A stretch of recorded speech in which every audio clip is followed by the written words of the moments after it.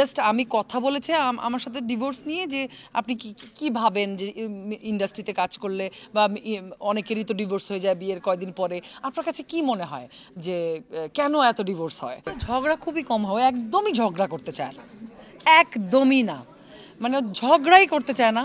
এবং মানে থাকে না আমি একটু ঝগড়া টগড়া করবো মাঝে মাঝে, কোমর টোমর বেঁধে নামি, তো ঝগড়া শুরু করার আগেই ও সরি বলে ফেলে। সো আসলে ঝগড়াটা জমে না। নাহলে তো আসলে এখানে দাঁড়ায় থাকাটা একটু ডিফিকাল্ট না, বিভিন্ন জায়গায় মার টাক পাইতাম রাগ কন্ট্রোল না হইলে। না এখন মনে মারটা খাই নাই, এখন মারটা খানে আসলে ওই যে বিয়ে হয়েছে মাত্র বছর খানেক হয়েছে, তো এটা সামনে গেলে হতে পারে, আমি জানি না আসলে। আর ওই যদি বলি শুরুর দিক থেকে তাহলে বলবো যে আমি আগাইছি আর কি, আমি আগাইছি যে ওর কাজের এক নাম্বার মানে আমি, আর আমার কাজের এক নাম্বার ক্রিটিক হচ্ছে ও। তো এটা আমাদের হয়, আমাদের যুদ্ধ হয় মাঝে মাঝে। এবং যে এটা যেহেতু আমার একটা বিশেষ দিন, এই কারণে আমার সবচেয়ে স্পেশাল মানুষটা আমার পাশে আমাকে অ্যাপ্রিসিয়েট করতে এসছে, আমাকে সাহস দিতে এসছে, আমাকে স্ট্রেংথ দিতে এসছে। ওকে আমি হাসাইতাম সারাক্ষণ, মানে নিজের পার্সোনালিটি লুজ করে সারাক্ষণ ওকে হাসাইতাম আর কি। হা হা হা করে হাসতেন। I love to see him লাফিং। প্রথম সিনেমার কোনো প্রমোশনে এসেছেন, কেমন লাগছে আসলে? খুবই ভালো লাগছে। আসলে এই সিনেমাটা আমার খুবই হৃদয়ের কাছের একটা সিনেমা, এবং প্রায় 2-2.5 বছর ধরে এই সিনেমার সাথে আমি ওতপ্রোতভাবে জড়িত, খুবই ইমোশনালি কানেক্টেড। এবং আমার মনে হয় এই সিনেমা আমার সাথে ও ইমোশনালি কানেক্টেড।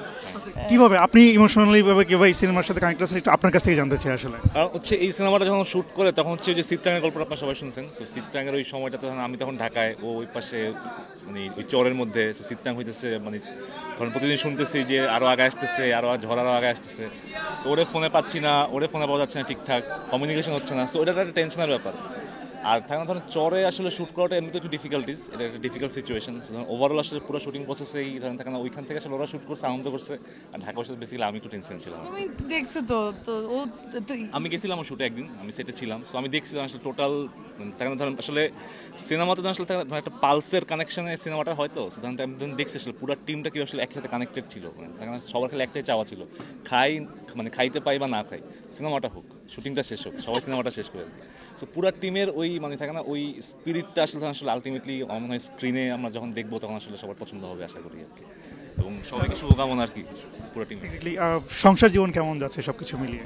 এই যে আমার সিনেমা রিলিজ 6 তারিখ, তো আমি জীবনে ওর সাথে পরিচয় হওয়ার পর থেকে বা ওর সাথে কানেক্ট হওয়ার পর থেকে, যেহেতু একটা সিনেমা রিলিজ, এটা আমার জীবনে অনেক বড় একটা ব্যাপার।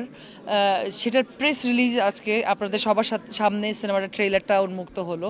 এবং যে এটা যেহেতু আমার একটা বিশেষ দিন, এই কারণে আমার সবচেয়ে স্পেশাল মানুষটা আমার পাশে আমাকে অ্যাপ্রিসিয়েট করতে এসছে, আমাকে সাহস দিতে এসছে, আমাকে স্ট্রেংথ দিতে এসছে। সো এটা তো ভালোই লাগার কথা।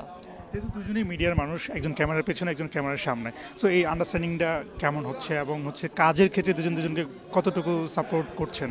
কাজের ক্ষেত্রে আমার মনে হয় যে ওর কাজের এক নাম্বার মানে আমি, আর আমার কাজের এক নাম্বার ক্রিটিক হচ্ছে ও।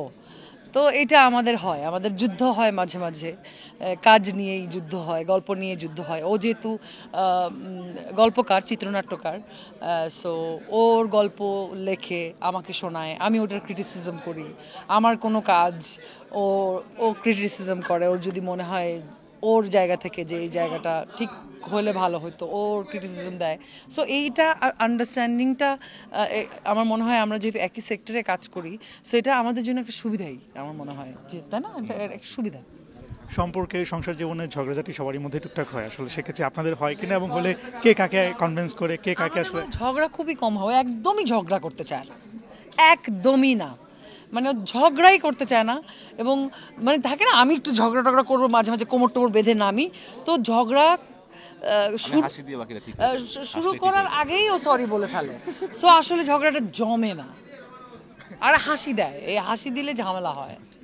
আপনি যখন মানে খুব বেশি রেগে যান তখন আসলে মানে খুব ইচ্ছা করে ঝগড়া করতে, তো হয় না এরকম বিষয়? আমি রেগে গেলে চুপ হয়ে যাই, মানে আমার এক এক সময় রাগের রিয়াকশন এক এক রকম হয়। যখন ট্রমা ট্রিগার হয়ে যায় তখন আমি আউটবার্স্ট হয় আমার অনেক, যদি কোনো ট্রমা ট্রিগার হয়। আদারওয়াইজ আমি চেষ্টা করি রাগ কন্ট্রোল করার, এবং আমি পারি ভালোই কন্ট্রোল করতে।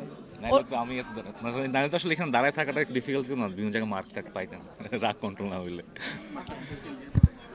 না না, এখন কোনো মারটা খাই নাই, এখন মারটা খানে আসলে ওই যে বিয়ে হয়েছে মাত্র বছর খানেক হয়েছে, তো এটা সামনে গেলে হতে পারে, আমি জানি না আসলে, সম্ভাবনা আছে মনে হয়। দেখা যাক কি হয়। আচ্ছা ভাই, যেহেতু মানে ওয়াইফ সিনেমার নায়িকা বা অভিনয় করে, সেই ক্ষেত্রে সে শুটিংয়ে ব্যস্ত থাকে এবং আউটডোর শুটিং অনেক সময় ম্যাক্সিমাম সময় থাকে আসলে, তো টেনশন হয় কিনা কোনোভাবে যে ঠিকঠাক আছে কিনা, মানে থাকে না টেনশনের ব্যাপার, থাকে তো কিছু? টেনশন তো অবশ্যই হয় আর কি, মানে আমাদের প্রফেশনটাই আসলে এমন যে ধরেন আসলে আমাদের ওই যে ধরেন বাসায় বসে টেনশন করা ছাড়া, কারণ আমরা যখন সেটে থাকি আমরা সবাই জানি, কারণ ক্যামেরার পিছনে হোক বা ক্যামেরার সামনে হোক, তখন আসলে ওই যে সেটের ওই অতটুকু পরিধি ছাড়া বাকি সবই আসলে মিথ্যা হয়ে যায়, এতটুকুই থাকে না, অতটুকুই সত্য আসলে। সো ফুল এফোর্ট ওইখানেই থাকে, কমিউনিকেশনে কি হইতেছে না হইতেছে আমরা এগুলো ভুলে যাই আর কি। সো তখন দুজনে আসলে একই সেক্টরে কাজ করে, আসলে এইটা একটু আন্ডারস্ট্যান্ডিংয়ে ভালো হয়, ও ওই জিনিসটা বোঝে, আমারটাতে ধরেন ও বোঝে, ওরটাতে একদমই আমি ভুলে বুঝি। যায়, মানে আমি তো শুটিং এ থাকলে একটু কানেক্টেড থাকি, ও একদমই ভুলে যায়, মানে ও একদম হি ইজ ইনটু শুটিং, ও যখন শুটিং এ থাকে। যেহেতু বিয়ের আগে থেকে দুজনের পরিচয়, মন দেয়ানোর ব্যাপারটাও ছিল, আসলে কে আগে কাকে প্রপোজ করেছিল এবং মানে ইমপ্রেশনের জায়গাটা আসলে কি ছিল, কি দেখে কার ভালো লেগেছিল? ওরকম অফিসিয়ালি প্রপোজ করা হয় নাই, আমাদের বেসিক্যালি যে থাকে না একসাথে কথা বলতে বলতে আড্ডা দিতে দিতে সময় কাটাইতে আসলে প্রেমটা হয়ে গেছে। তো কখন হয়েছে বুঝি নাই। আর ওই যদি বলি শুরুর দিক থেকে, তাহলে বলবো যে আমি আগাইছি আর কি। সবসময় আগে আমি আগাইছি, কারণ মানে যেটা হয়েছে যে মানে আমাদের কানেকশনটা একটু ডিফারেন্ট হয়েছে, কারণ ধরেন আসলে আমি ওকে চিনছি খুব পরে এসে, তো যখন চিনছি আসলে তখন যখন থাকে না যে একবার চিনা ফেলার পরে আসলে মানে পেছনে ফিরার বা পেছনে হাঁটার কোনো চান্স ছিল না আর কি, আমার খালি সামনের দিকে টানছে, খালি সামনের দিকে খালি।